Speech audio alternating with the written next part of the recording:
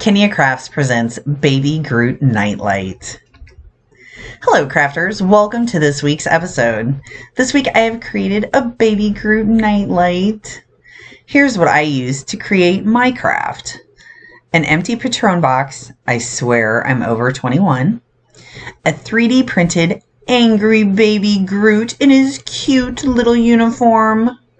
Silver spray paint, a tea light, some wax paper, hot glue, always lots of hot glue, acrylic paints, and some strap webbing. This is optional.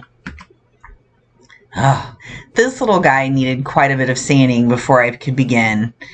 I used both traditional sandpaper as well as these nifty tools that we 3D printed to get into all of the nooks and crannies.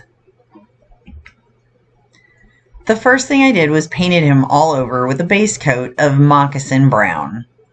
I then mixed a few drops of barn red with a few drops of cardinal red to get a more burgundy color that I was looking for. I added black to the eyes, and then next I created a wash. To create a wash, I added just a few drops of water to a few drops of espresso bean. This allowed the very thin color to be drawn into all of those cracks and crevices. Here you can see the huge difference in the before and after. I also used the same wash to go over his uniform. I wanted him to look gritty. I used espresso bean at full strength to do the trim of his uniform and the inside of his mouth. I took just a touch of black and added it to the sterling silver for the zipper and buckles. I used a toothpick and barely dipped it into the white paint, and then dabbed just a couple of dots onto his eyes. For one last painting detail, I made a wash of foliage to add the appearance of moss to his head and feet. I also put on a coat the inside of his mouth as well. Next, onto his cell. I removed the insert from the box, and after taking measurements, I cut another piece of cardboard to complement the indentation where the bottle normally sits. I just used a frozen pizza box. I then took the whole thing outside and coated it in silver spray paint. I covered over the plastic window with paper on both inside and out to protect it from overspray. The inside and overlay only took one coat. The outside of the box, however, took several coats before the logo was fully covered. It's best to go over something like this several times lightly, I believe, in most cases. When everything was thoroughly dried, I glued the insert into the bottom and allowed that to set up.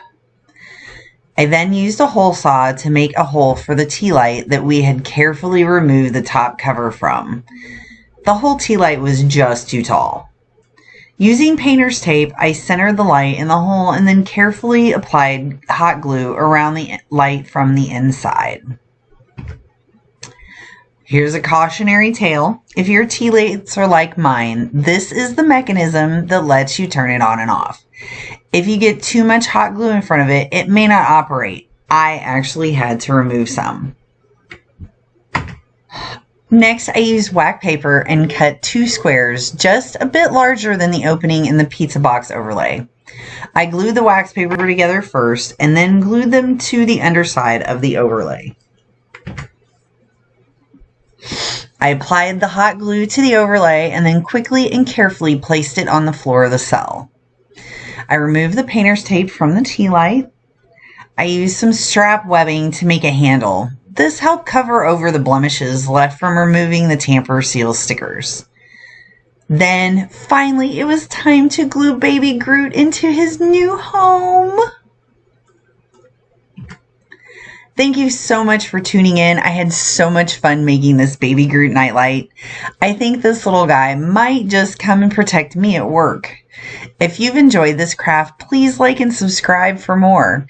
And as always, I would love to see what you've been crafting. Leave pics in the comments below. Until next week, keep crafting.